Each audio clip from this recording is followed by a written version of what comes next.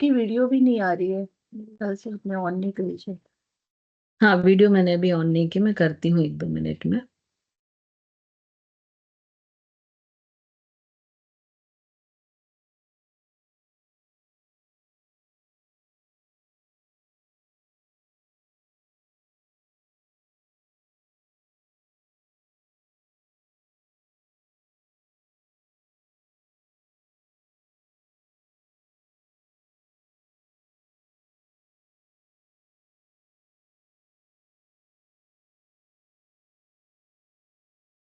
Screen visible हो रही है? Yes ma'am. ओके।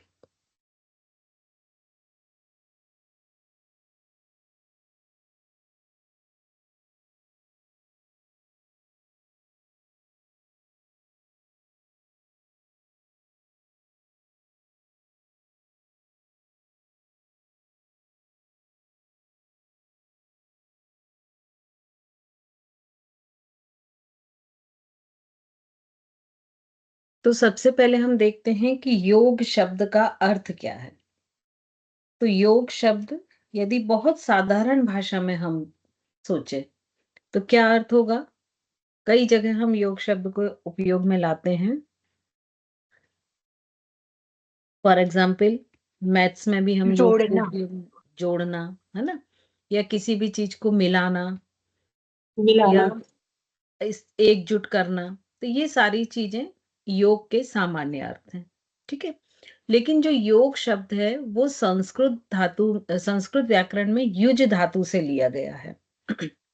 और इसके जो अगर हम संस्कृत की पाणिनि व्याकरण देखें तो उसमें युज धातु को 3 प्रकार से प्रयोग में लाया है। एक तो है युज समाधो, एक है युजिर योगे और दूसरा है युज संयमने। तो इसमें जो पहला सबसे उपयोग में किया गया है जो देवादी गणीय है, उसमें इसका अर्थ होता है समाधि। और द्वितीय का अगर देखें तो उसका मिलन और संयोग, और तीसरे का है संयम। तो अगर एक मोटे तौर पे हम बात करें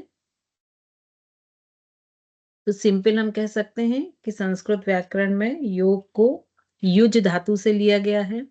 अब अगर युज धातु को भी देखें कि कितने तरह से प्रयोग में लाई गई है तो ये तीनों प्रकार यहाँ पर मिलते हैं। और तीनों के अर्थ जो हैं वो योग के संदर्भ में सटीक बैठते हैं।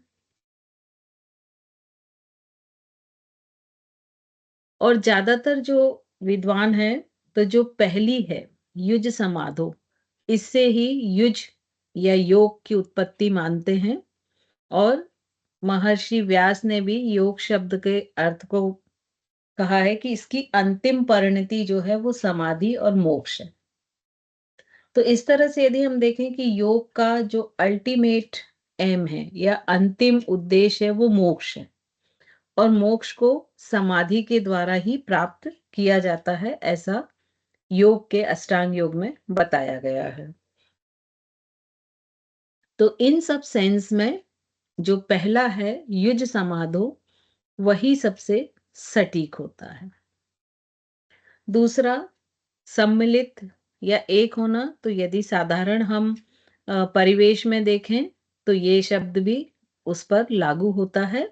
और एकीकरण से बहुत सारे अर्थ लिए जाते हैं। जैसे अगर वर्तमान में हम देखें तो हम कह सकते हैं कि स्वास्थ्य और शरीर का एकीकरण, या फिर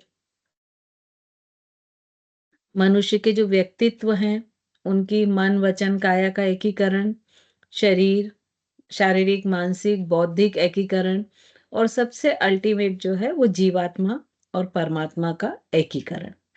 तो इस तरह से ये तीनों अर्थ योग के संदर्भ में सटीक हैं, लेकिन सबसे अधिक जो प्रचलित में है वो पहला वाला है।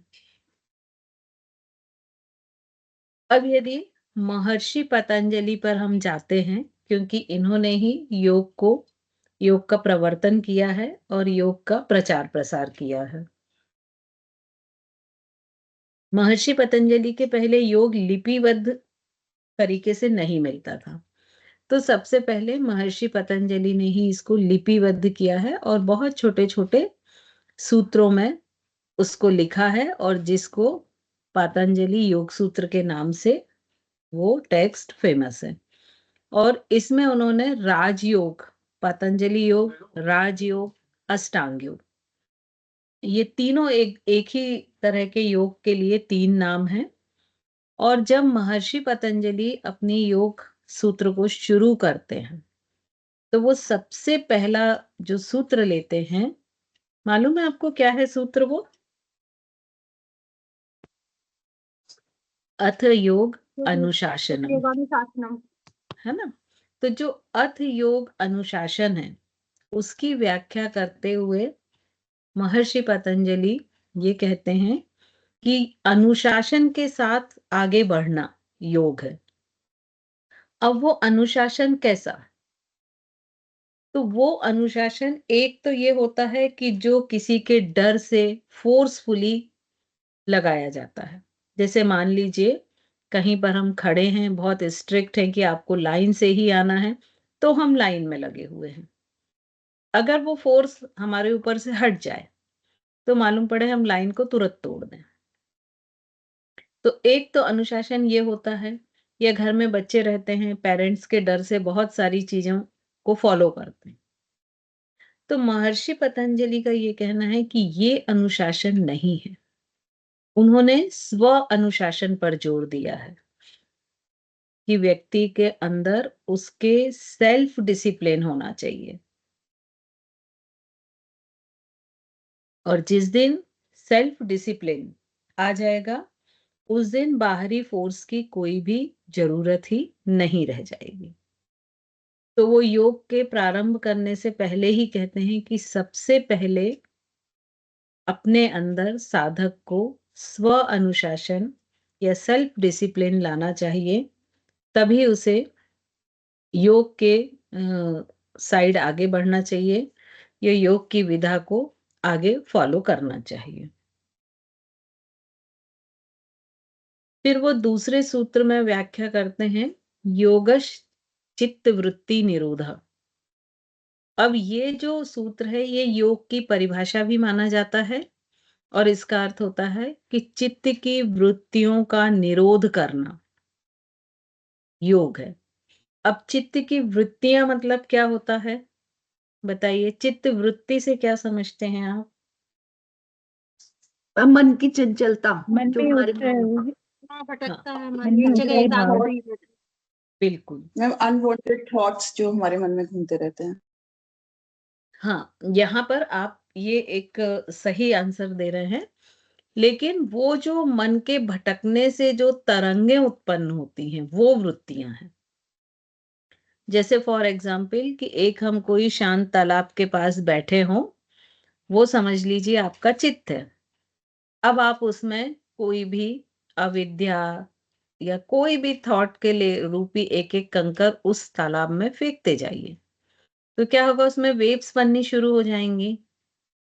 तो ये जो वेव्स हैं, ये चित्त की वृत्तियां हैं।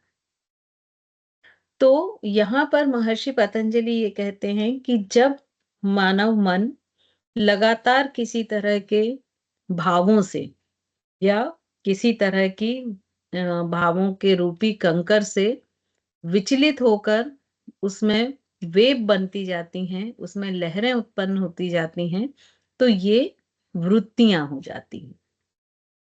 और इन वृत्तियों को रोक देना ही योग है। तो योग जो है, ये वृत्तियां कब रुक पाएंगी? कि जैसे जैसे अविद्या का आवरण हटता जाएगा। माया और अविद्या के आवरण को हटने पर ये वृत्तियां धीरे धीरे रुकती जाएंगी। तो इन वृत्तियों के निरोध के लिए महर्षि पतंजलि अभ्यास और वैराग्य को प्रमोट करते हैं कि बार बार अभ्यास करने से व्यक्ति वैराग्य की तरफ आगे बढ़ता है, और ये जो चित्त में वृत्तियां उठ रही हैं, उनको रोकने में भी सक्षम हो पाता है।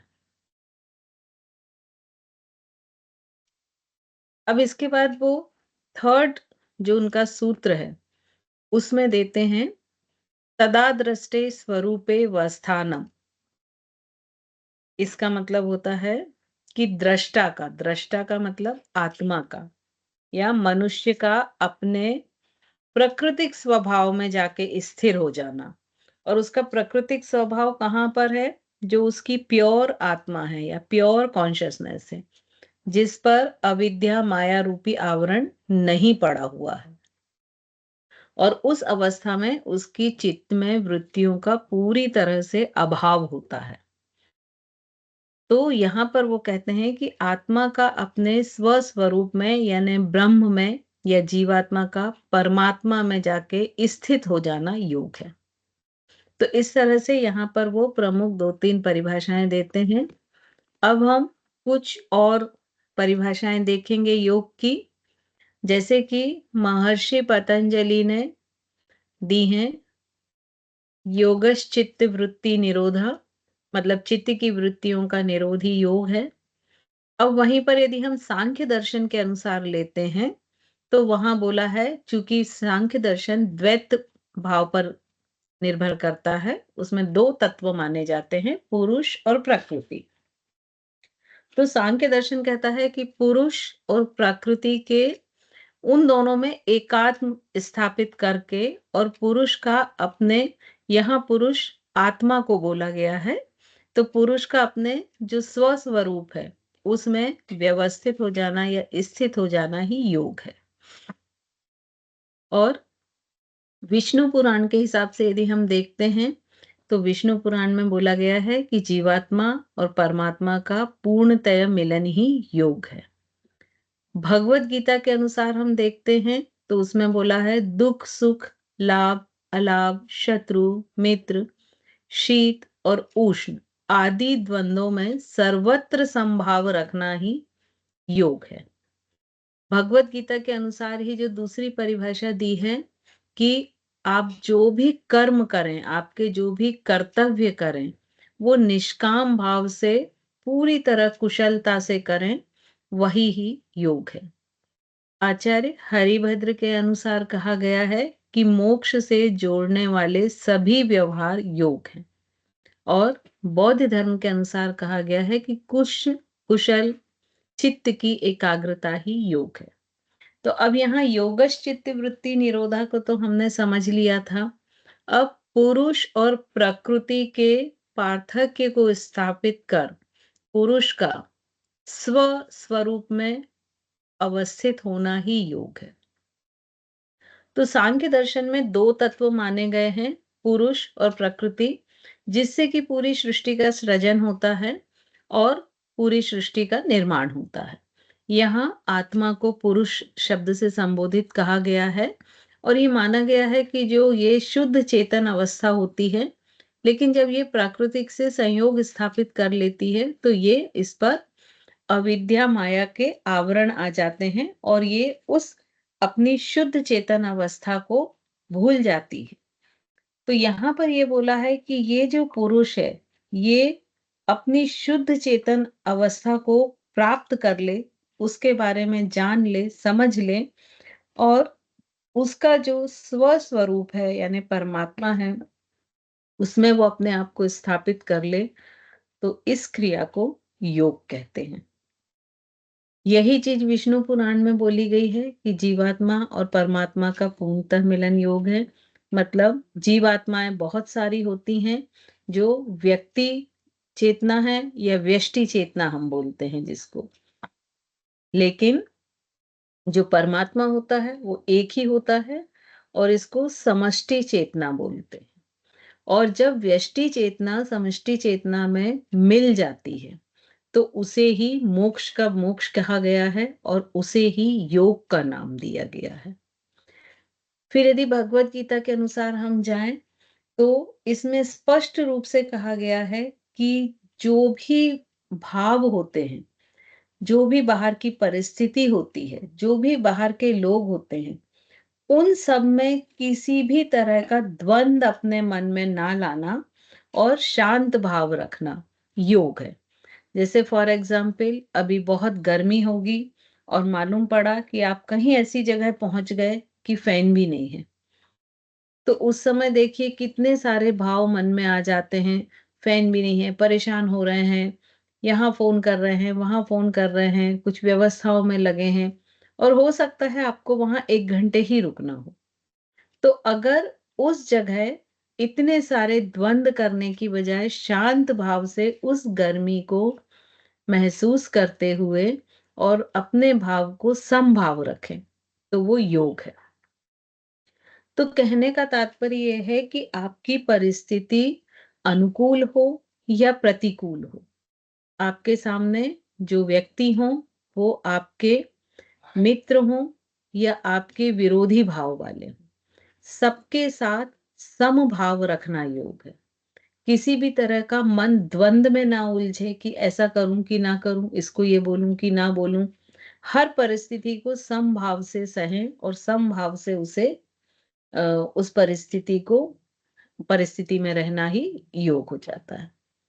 फिर यही जो दूसरी डेफिनेशन दी गई है, योग कर्मसु कौशलम, मतलब कर्मों को इस तरह से करना कि वो कर्तव्य पर पूरी तरह से सटीक हों, पूरी तरह से अच्छे हों, ये कौशल है कर्मों को करने का, और इसी कौशल को योग बोला गया है। अब इसमें क्या एग्जाम्पल हम ले सकते हैं कि सपोज कोई एक अच्छा काम होता है, तो हम ढेर सारे लोग क्रेडिट लेने लगते हैं कि वो हमारे कारण हुआ, हमने ये किया, हम नहीं होते तो ये काम होता ही नहीं। तो ये जो हम की भावना है, मैं की भावना है, ये नहीं होना चाहिए। और निष्काम भाव से, मतलब यदि आपने एग्जाम दिया है तो आपका रिजल्ट तो आना ही आना है, लेकिन वो कैसा आना है वो आपके लिए बंधन ना बने। आपने अपने पूरी जितनी भी आप मेहनत कर सकते थे, जो भी एफर्ट कर सकते थे, 100% एफर्ट को यूज किया और एग्जाम दिया।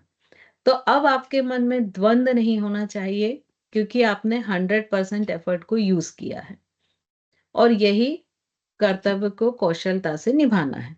अब उसकी जगह मान लीजिए आपने अपने 100% जो एफर्ट है उसको यूज नहीं किया, थोड़ा बहुत पढ़ा और जब एग्जाम दिया तो उसमें बहुत सारी चीजें आपके लिए खुद ऐसी हो गई कि पता नहीं सही है कि नहीं सही है। तो आपने अपने कर्तव्य को अपनी पूरी श्रद्धा के साथ, पूरी सिद्धि के साथ नहीं किया, तो ये आपके कर्मों की कौशलता नहीं रहेगी। आपके मन में द्वंद हमेशा चलता रहेगा कि इस ऑब्जेक्टिव का आंसर ये दिया था, पता नहीं सही है कि नहीं, पता नहीं इतने नंबर मिलेंगे कि नहीं मिलेंगे, क्या होगा, क्या रिजल्ट आएगा। तो यहाँ पर निष्काम भाव जो होता है वो खत्म हो जाता है। दूसरा क्या फायदा होता है कि जब कोई भी व्यक्ति निष्काम भावना से काम करता है तो उसके एक्सपेक्टेशंस नहीं होते हैं कि मैंने किसी के लिए कुछ काम किया था, बदले में वो भी मुझे मेरे लिए ये काम करे। ये एक्सपेक्टेशंस ना होने के कारण मन बहुत संतोष भावना से भरा रहता है और उसमें जो आकुल व्याकुलताएं होती हैं वो नहीं होती हैं। तो कर्मों को जितना भी निष्काम भावना से हम करेंगे उतने एक्सपेक्टेशंस कम होंगे, उतने कर्म के बंधन कम बंधेंगे। तो यहाँ पर पूरी गीता में भगवान कृष्ण ने हमेशा यही बोला है कि आप कोई भी कर्म करो, उसका फल मेरे ऊपर छोड़ दो और मुझे समर्पित कर दो, तो वो कर्म के बंध नहीं बंधेंगे और वो कर्म निष्काम भावना से किया हुआ माना जाएगा। तो चूंकि जीवन में हम जब तक हैं तो 24 घंटे कोई ना कोई कर्म हम करते रहते हैं। तो अगर ये सजगता हमारे मन में घर कर जाए और जाग जाए कि हमको 24 घंटे जो भी कर्म करना है वो सारे निष्काम भाव से करने हैं, तो हमारे जो कर्मों के बंधन बनते हैं और उनके जो फल हमें मिलते हैं उस प्रक्रिया से साधक मुक्त हो जाएगा। और जब कर्म बंध नहीं बंधेंगे तो उसके फल भी उसे नहीं भोगने पड़ेंगे और वो उसकी कर्मों की निर्जरा होती जाएगी और वो धीरे धीरे मोक्ष के मार्ग पर आगे बढ़ता जाएगा। इसी तरह आचार्य हरिभद्र स्वामी जी ने जो कहा है कि मोक्ष से जोड़ने वाले सभी व्यवहार योग है। योग ऐसा नहीं बोलता है कि किसी पर्टिकुलर देवता को आप पूजो या कोई एक विधि फॉलो करो या किसी एक इसी मार्ग पर चलो, उसका सीधा सा एक कहना है कि जिससे भी आप अपनी चेतना को ऊपर उठा के और अपनी जो जीवात्मा है उसको सुपर कॉन्शियसनेस परमात्मा से मिला लें, मतलब मोक्ष की प्राप्त कर लें, वही योग है। बौद्ध धर्म के अनुसार भी कुशल चित्त की एकाग्रता योग है। मतलब इसका अर्थ भी यही है कि चित्त जो हमेशा बाहर की तरफ बिखरा हुआ रहता है और अलग-अलग दिशाओं में भागता रहता है, जिससे कि मन विचलित रहता है, मन में चंचलता रहती है, उसमें एकाग्रता नहीं रहती है, वो निरुद्ध नहीं रहता है। उसको परिवर्तित करके उसको सेंटर में उस सर्किल के फोकस करें और एक बिंदु पर फोकस करें तो धीरे-धीरे मन की चंचलता खत्म होने लगती है, मन शांत होने लगता है और जब ये चित्त के एकाग्र होने लगता है तो यही योग मार्ग है।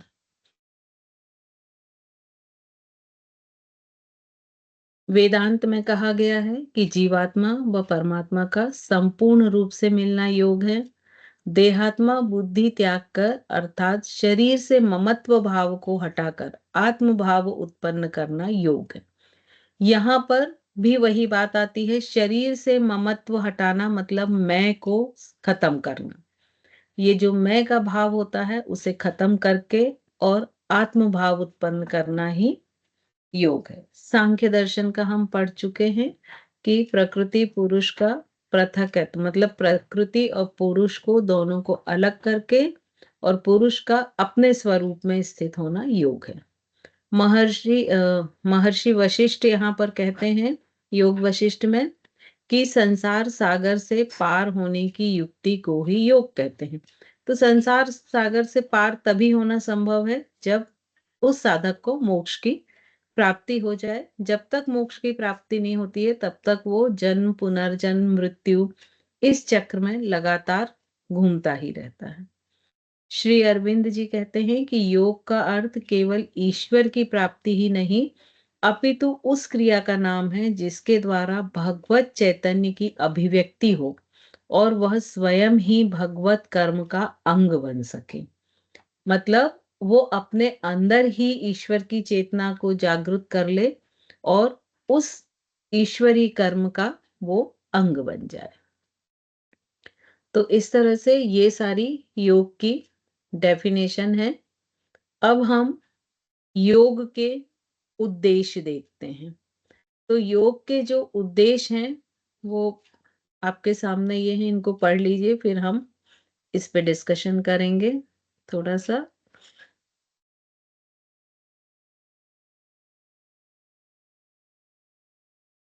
तो योग के उद्देश्य क्या-क्या हो सकते हैं?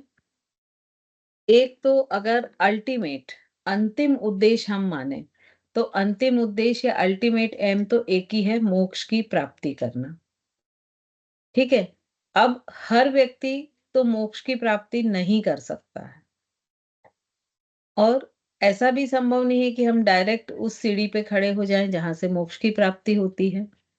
100% हमको एक एक सीढ़ी ही ऊपर चढ़ना होगा और वो धीरे धीरे ऊपर बढ़ते हुए मोक्ष की तरफ जाना होगा।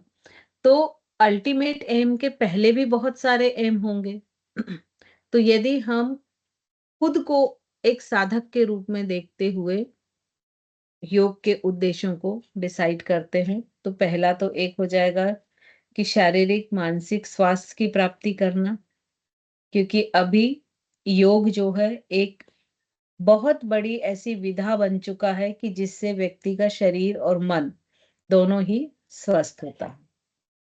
फिर सामाजिक स्वास्थ्य की प्राप्ति करना। सामाजिक स्वास्थ्य की प्राप्ति कैसे होगी बताएं? मैडम सोशल हो, वो सभी की हेल्पफुल हो। हम देखिए नियम के नियम को फॉलो करके। देखिए एक साधारण सी बात लेते हैं। समाज सबसे पहले तो हम हैं, हमारे साथ हमारा परिवार है, तो वो क्या बन गया, एक परिवार बन गया। फिर बहुत सारे परिवार ऐसे मिले तो वो क्या बन गया, समाज बन गया, है ना। और समाज से ही फिर एक शहर बनता है, शहर से एक प्रांत, प्रांत से देश और देश से पूरी पृथ्वी है। ठीक है। तो इस तरह से अब हम हमारा जो एक बीज, एक जो सबसे छोटी यूनिट है, वो हम उसकी मान लेते हैं बेस हम हैं, है ना? क्योंकि हर परिवार की जो एक बेस यूनिट होती है, वो उस घर की नारी ही होती है। अब देखिए अभी समाज में कितनी सारी विसंगतियां हो रही हैं। आप देख रहे हैं बहुत छोटी-छोटी बच्चियों का रेप हो रहा है, बहुत सारे क्राइम्स हो रहे हैं, है ना? लोगों का जो फिजिकल चीजों पे इतना अट्रैक्शन बढ़ रहा है, जो बाहर सारे लग्जरी आइटम्स हैं, कि उसके कारण क्राइम रेट बढ़ता ही जा रहा है। अब यदि आप सोचिए कि यदि हर नारी सिर्फ एक दायित्व को निभाए, कुछ भी ना करे, कि उसकी जो संतान होगी वो एक सज्जन व्यक्ति बनाएगी, कुछ भी नहीं बनाएगी उसको, ना डॉक्टर बनाएगी, ना इंजीनियर बनाएगी, ना कुछ, उसको एक सत्पुरुष या जेंटलमैन जिसको हम कहते हैं, या सज्जन व्यक्ति, वो बनाएगी।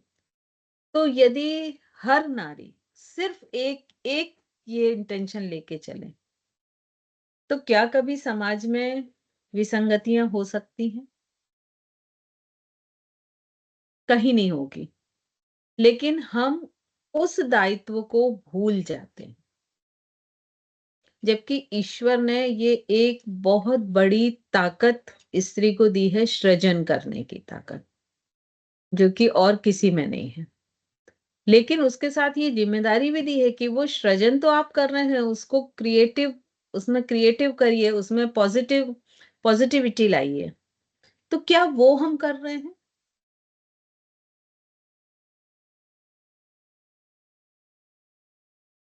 मैम हमारा फोकस आजकल यही होता है कि जैसे ही बच्चे होते हैं पढ़ ले, डॉक्टर बनना है, पढ़ ले, इंजीनियर बनना है।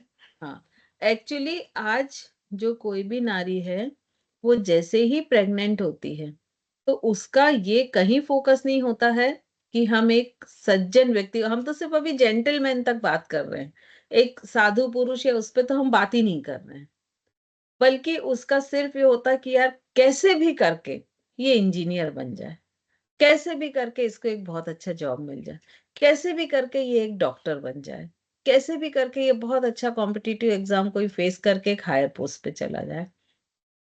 इसके अलावा और कोई थॉट्स होते हैं तो बताएं।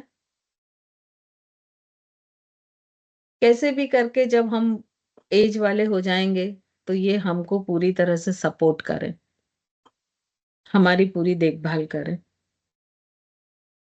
मैम मुनीष जी कहते हैं कि ना सही भगवान इस बार हम एक अच्छे इंसान तो बन जाएं। यस, तो हम, चूंकि हमारे ऊपर एक ये रिस्पॉन्सिबिलिटी है, जब हम कोई भी क्रिएशन करते हैं, जैसे अभी आप पेपर बना रहे हैं, ठीक है, तो आप अपने एफर्ट क्या कर रहे हैं 100% कि वो बेस्ट हो सकता है किसी और का बेस्ट हो, लेकिन आप तो अपना 100% एफर्ट दे रहे हैं ना, क्योंकि सबकी लिमिटेशंस अलग अलग हैं। बट ड्यूरिंग प्रेगनेंसी क्या हम ये करते हैं? क्योंकि अभी आप लोग में से बहुत सारे ऐसे हैं जो उस स्टेज से गुजर चुके हैं, बहुत सारे ऐसे हैं कि जिनके शायद बच्चों की शादी हो गई है, तो वो इस स्टेज से गुजरेंगे, या गुजर रहे होंगे, या गुजरने वाले होंगे। तो कई बार हम सोचते हैं हमारी तो ये स्टेज गुजर गुजर गई, हमें क्या करना है। लेकिन जरूरी नहीं ना कि जो मिस्टेक हमने की वो हम आगे तक फॉरवर्ड करते जाएं। तो यदि आप में आज अवेयरनेस आ गई है कि हम समाज के सुधारक बन सकते हैं, तो उसके लिए आप क्या स्टेप उठा रहे हैं?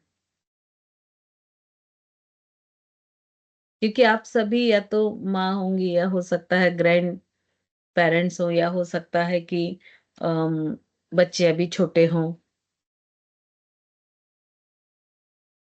मैम मैडम, सबसे पहले तो अपने ही घर से शुरुआत करनी पड़ेगी, अपने ही बच्चों को मतलब सिर्फ पढ़ाई के साथ साथ अच्छे संस्कार की, भाई सही ट्रैक पे चलें। नहीं तो वो हम क्यों पहले नहीं दे पा रहे हैं? देखिए, पहले हमें खुद व्यवस्थित होना है ना मैम। देख के सीखते आप हैं बच्चे, जो आप हमेशा कहते हैं कि बच्चे देख के सीखते हैं, कहने से नहीं बिल्कुल मानते।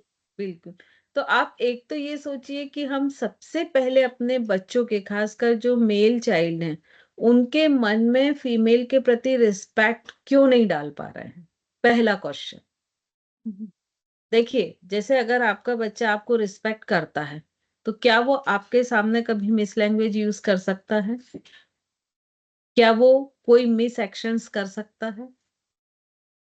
तो वो रिस्पेक्ट हम क्यों नहीं डाल पा रहे हैं? कहीं न कहीं रिस्पॉन्सिबल तो हम हैं, आप माने या ना माने, पहली बात। दूसरी बात, जो एक वात्सल्य रस होता है, जैसे एक चिड़िया या कोई भी एक जानवर, हम चिड़िया का ही एग्ज़ाम्पल ले लेते हैं। वो बच्चों को इतने उनको सेती है, पहले अंडे को गर्माहट देती है, फिर जब उनमें से बच्चे आते हैं तो उनको बहुत लंबे समय तक खाना ला-ला के खिलाती है, फिर उनको उड़ना सिखाती है। और उस चिड़िया को बहुत अच्छी तरह से मालूम है कि जिस दिन मैं उड़ना सिखा दूँगी, उस दिन ये बच्चे मुझे छोड़ के चले जाएँगे और वो चिड़िया अकेली रह जाती है। लेकिन ऐसा कभी नहीं हुआ आज तक प्रकृति में कि उसने इस डर से बच्चों को उड़ना ना सिखाया हो। ठीक है? तो ये है वात्सल्य। मुनिश्री हमेशा कहते थे कि अगर वात्सल्य का एग्जाम्पल देना है तो गाय बछड़े का दीजिए, चिड़िया का दीजिए, माँ बेटे का कभी नहीं दीजिए। क्योंकि वो ड्यूरिंग प्रेगनेंसी ही इतने सारे उससे एक्सपेक्टेशंस कर लेते हैं कि वो वात्सल्य तो कहीं रह ही नहीं जाता। ये तो लेन-देन वाली बात हो गई कि हमने दर्द सह के आपको जन्म दिया, अब आप दर्द सह के मेरे काम करो। तो यहाँ पर योग का क्या उपयोग है कि यदि आप यम नियम का पालन करते हैं, आप जब ड्यूरिंग प्रेगनेंसी जो संस्कार होते हैं वो करते हैं और अपने विचारों पर नियंत्रण रखते हैं, अपने जो द्वंद है मन के उनको शांत रखते हैं, तो ऑटोमेटिक जो आपकी संतान है उसमें वो चीजें आती जाएंगी। क्योंकि ड्यूरिंग प्रेगनेंसी आप ये मान के चलिए कि आप जो भी कर रहे हैं, वो एक बिल्कुल मिरर के सामने आपके बच्चे के सामने आएगा। ठीक है? तो ये एक बहुत इम्पोर्टेंट रोल है कि सामाजिक स्वास्थ्य बनाए रखना। फिर इसके अलावा और क्या हो सकता है? उद्देश्य। मैम हम अपने बच्चे को ना गलत करना और गलत सहना दोनों ही बातें नहीं सिखानी चाहिए। लेकिन हम सिखाते हैं। हाँ, इन हम ही वो सम पहले एक्सटेंट व्यक्ति सिखाते हैं। होते हैं कि जो फ़ोन आता है तो हम बोलते हैं बेटा बोल दो पापा घर पे नहीं है या मम्मी घर पे नहीं है। हम ही वो पहले यस, व्यक्ति होते हैं कि जब कोई रिलेटिव आता है और वो कोई चीज़ बोल देता तो उनके जाने के तुरंत बाद डाँटते कि बेटा क्या ज़रूरत थी बोलने की? झूठ बोल देते। और जब बहुत छोटे बच्चे होते हैं ना तो उनके लिए उनकी माँ के जो जो भी सेंटेंस होते हैं, जो भी एक्टिविटी होती है वो एक मतलब आइडियल होती है वो। उसपे वो क्वेश्चन नहीं करते कि क्यों करना, नहीं करना, वो सीधे उसको फॉलो कर लेते हैं। मतलब तो मेरी या बेटी ऐसे ही 12th में है, वो ऐसे ही प्रैक्टिकल है। पापा-मम्मी ने उसको अडॉप्ट किया हुआ है, ट्विन्स हैं वो। तो वो ऐसे ही बोल देती है सारी, पर प्रैक्टिकल भी तो होना पड़ता है। वो सब कुछ सच बोलती है, कहती है मैं झूठ नहीं बोलूँगी। अभी 12th में 18 इयर्स की होने वाली है अभी भी। और जो बेटा है वो प्रैक्टिकली ट्रीट करता है, तो हमें तो वही अच्छा लगता है कि वो कम से कम सिचुएशन के हिसाब से बोल रहा है। वो उसका नियम है मैं झूठ नहीं बोलूँगी। तो वो नहीं कई बार देखिए, फैमिली प्रॉब्लम में आ जाती है। किसी भी चीज़ को आप अति करेंगे, तो वो चीज़ गलत ही होगी। हुँ। तो आज के ज़माने में यदि आप ये भी अति करेंगे कि मैं सच ही बोलूँगी, तो वो भी गलत है। जब मैंने आपको सत्य समझाया था, तो मैंने आपको ये भी समझाया था कि बहुत जगह हमको यथार्थ सत्य का सहारा लेना पड़ता है। वही एग्ज़ाम्पल आता है कि एक चौराहे पे आप बैठे हैं, 2 लोग भागते हुए एक रास्ते पे गए, पीछे से कुछ लोग गन-अन लेके आ रहे हैं उनको मारने के लिए। अब आप सत्य बोलो तो आपका सत्य किस काम का है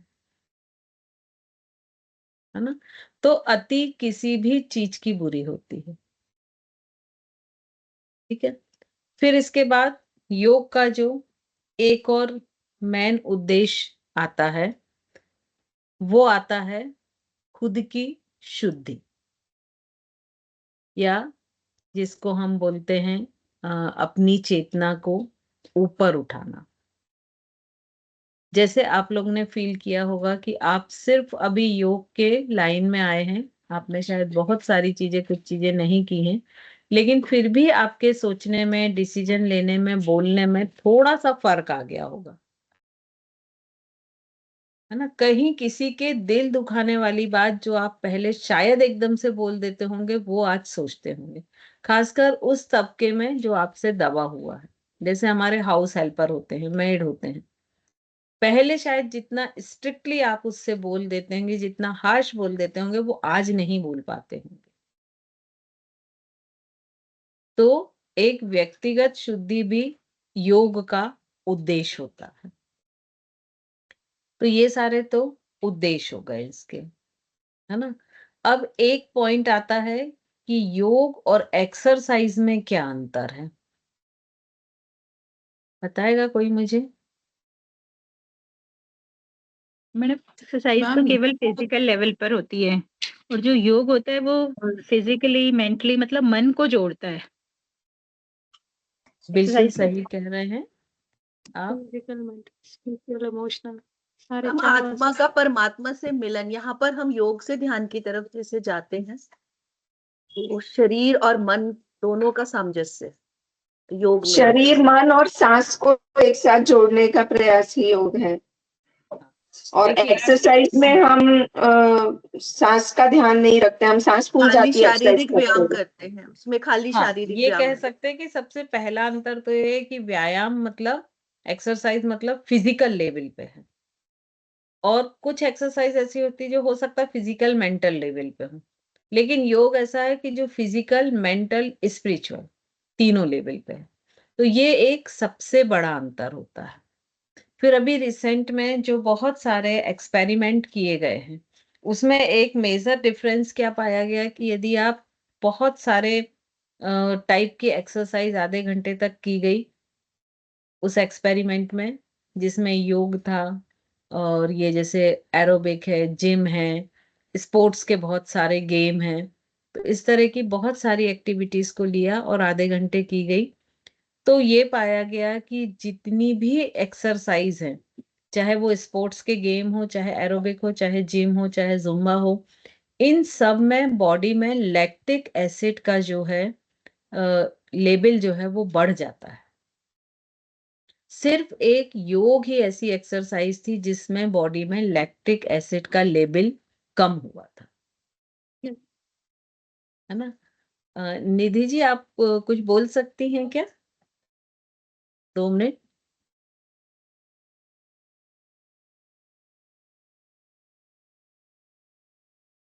क्या कह रहे हैं मैम?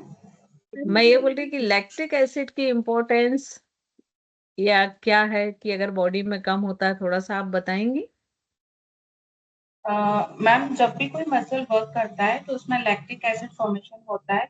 ये केमिकल रिएक्शन है जो आम होता है, लेकिन अब डिपेंड करता है कि हम क्या वर्कआउट कर रहे हैं, मसल्स को कैसे वर्क करवा रहे हैं, मीन्स हमारा मोड क्या है, मोड ऑफ एक्सरसाइज।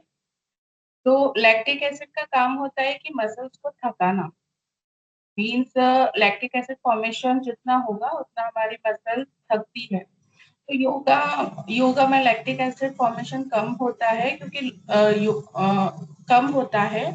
तो योगा से हम क्या बोलते हैं, थकान, जैसे हम एरोबिक्स करते हैं, जिमिंग करते हैं, तो उसमें मसल्स का वर्कआउट इस तरह से होता है कि लैक्टिक एसिड फॉर्मेशन ज्यादा होता है और उस समय बहुत थकान होती है। और इसलिए comparatively yoga is the best mode of exercise, because इसमें लैक्टिक एसिड फॉर्मेशन कम होता है। ठीक है। और ये जो लैक्टिक एसिड है, इसका यदि लेवल अधिक होगा तो ये मसल्स को डैमेज करेगा। लंबे समय तक यदि ये बना रहता है वो लेवल, तो वो उस मसल्स को कहीं ना कहीं उसके लिए हार्मफुल होगा। ठीक है। तो इस तरह से एक मेन एक्सरसाइज और योग में ये अंतर एक मेन होता है लैक्टिक एसिड का, जिसको हम पॉइंट कर सकते हैं। फिर इसके बाद आता है कैलोरी बर्न। ठीक है।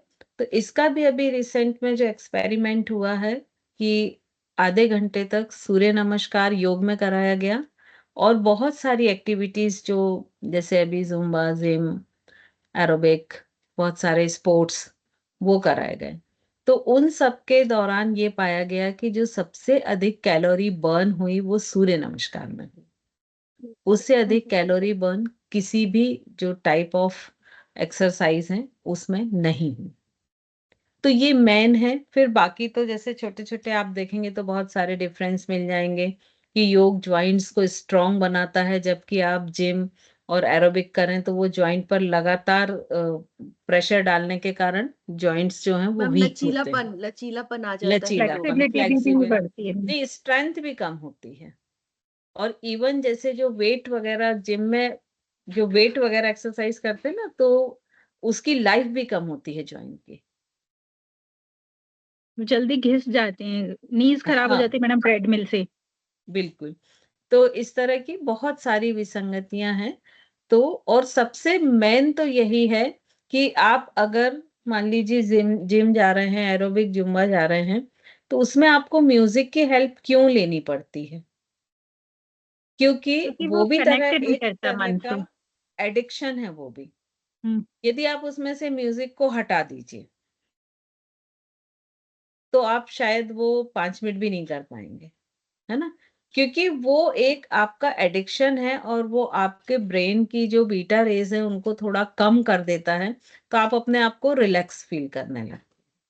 लेकिन योग में ये सब कोई ऐसे इक्विपमेंट्स की जरूरत नहीं होती है, क्योंकि ये थोड़ा पॉजिटिव साइड है। अदरवाइज देखे तो जब कोई भी व्यक्ति एक जो ड्रग एडिक्ट होता है वो ड्रग लेता है तो उसके साथ भी यही होता है एडिक्शन में, कि उसका ब्रेन एकदम शांत हो जाता है, उसके अंदर के जितने द्वंद चलते रहते हैं वो सब खत्म हो जाते हैं और वो बहुत शांति महसूस करता है, इसलिए वो उस साइड जाता है ना? तो योग एक ऐसी विधा है कि जिसमें किसी भी तरह के कोई एडिक्शन की जरूरत नहीं है। तो ये सारे जो हैं ये मेजर डिफरेंस है। नीतू जी आप कुछ बोल रही हैं? मैम लैक्टिक एसिड का वर्क क्या होता है, उससे क्या होता है? लैक्टिक एसिड जो है वो फटीगनेस मसल्स में उत्पन्न करता है। जैसे मान लीजिए आप चल रहे हैं, अब यदि आपको ये इंडिकेशन ना हो कि आप थक गए हैं, आपके मसल्स थक गए हैं, तो आप तो चलते जाएंगे और फिर होगा क्या कि वो मसल्स वहां डैमेज हो जाएंगी आवश्यकता से अधिक कार्य लेने पर। तो वो मसल्स में थकान या फटीगनेस शुरू करता है और जिसके कारण आपको अपनी लिमिट मालूम हो जाती है, और जब बहुत थकान हो जाती है तो आप वहां रुक जाते हैं। क्योंकि थकान में क्या होता है कि उस मसल्स में ऑक्सीजन और ब्लड सर्कुलेशन की भी कमी हो जाती है। जितना वो काम कर रही है उस हिसाब से उसको भोजन और ऑक्सीजन भी मिलना कम हो जाता है, तो उसमें थकान आने लगती। तो अब अगर आप उसको उस पॉइंट पर रोके नहीं तो वो डैमेज होने लगेंगी। तो उससे बचने के लिए हमारी बॉडी में एक ये मैकेनिज्म है कि लैक्टिक एसिड क्रिएट होता है और जो कि वहां पे थकान या दर्द पैदा करता है, जिससे आपके ब्रेन को आपको मैसेज जाता है कि अब वो मसल्स थक चुकी है, उसको आप रेस्ट दें, और आप उसको रेस्ट देते हैं। ठीक है मैम प्रीति जैसे जी? महाराजी लोग जो रहते हैं वो कंटिन्यू चलते रहते हैं, वो ध्यान नहीं देते कि उनका पैर थक रहा है कि नहीं हो रहा है, तो उनके फिर मसल्स ऐसे ब्रेकअप होने लगते हैं। नहीं बेटा, उन लोग की प्रैक्टिस होती है बहुत लंबे समय की। जैसे अगर जो व्यक्ति चलता नहीं है, वॉकिंग नहीं करता, वो 1 किलोमीटर में भी थक जाएगा। लेकिन कई लोग ऐसे होते हैं कि 5 किलोमीटर का डेली वॉक करते हैं, तो 5 किलोमीटर के बाद भी वो नहीं थकेंगे, है ना? जैसे आप जिस मसल्स को जितनी ट्रेनिंग देंगे उतना वो उसकी स्ट्रेंथ जो है वो बढ़ती जाती है। तो जब महाराज जी वगैरह गमन करते हैं तो वो बहुत पहले जब वो ब्रह्मचारी अवस्था में होते हैं तब से वो चलना शुरू कर देते हैं। तो धीरे धीरे उनके जो मसल्स हैं वो ट्रेन्ड हो जाते हैं और फिर लंबे चलने पर भी उनको वो थकान नहीं होती है। ठीक है, thank you ma'am. Welcome. Preeti ji? Ma'am इसी में ऐड करना चाहिए थी, तो इसका मतलब ये हुआ कि इंसान योग करता है तब उसके शरीर में लैक्टिक एसिड का जनरेशन नहीं हो रहा, तो मतलब वो थकान का एहसास नहीं उत्पन्न कर रहा है, बिल्कुल ऐसा मानेंगे? बिल्कुल। उसको आप ऐसे कर सकते हैं कि जैसे आप सूर्य नमस्कार मान लीजिए आधे घंटे करते हैं, आधे घंटे आप लगातार बिना रुके जुम्बा कर रहे हैं या एरोबिक कर रहे हैं, तो आप देखिए आपके मसल्स उसमें बहुत थक जाएंगे कंपैरेटिवली सूर्य नमस्कार, है ना? जी। चलिए, तो ये पॉइंट सभी को इतना क्लियर हो गया। मैम इसमें ये हम भी कह सकते हैं ना कि जल्दी नहीं थकेंगे, क्योंकि थकते तो हम योगा से भी हैं, लेकिन उस तरह स्ट्रेंथ से नहीं। बढ़ाते जाएंगे हाँ, ना, ऑक्सीजन स्ट्रेंथ लेवल धीरे धीरे जैसे आपने बताया कि ऑक्सीजन लेवल, ब्लड सर्कुलेशन, उसमें फर्क पड़ेगा। बिल्कुल स्ट्रेंथ बढ़ती जाती है ना। ठीक है। चलिए तो कल फिर हम आप हिस्ट्री ऑफ योग लेंगे, है ना। मैम ये जो बहुत अच्छे से आपने आज ही मतलब 1 घंटे के अंदर 2 क्वेश्चंस हमारे कवर करवा दिए। हाँ एक्चुअली अपन ऐसे ही चल रहे हैं कि थोड़े से क्वेश्चन वाइज ही चले, पूरा सिलेबस कवर करने का कोई मतलब नहीं है। नहीं मैम, बहुत अच्छे से समझ भी आ गया और मैम हमारी एग्जाम की तैयारी हो रही है। एग्जाम की तैयारी हो बिल्कुल गई। बिल्कुल।